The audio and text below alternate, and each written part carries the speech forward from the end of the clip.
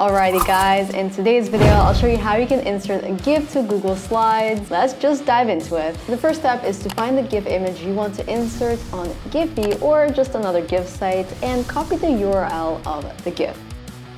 You open your Google Slides presentation and go to the slide on which you want to insert the GIF. This is Docs and Sheets TV interrupting the broadcast with breaking news.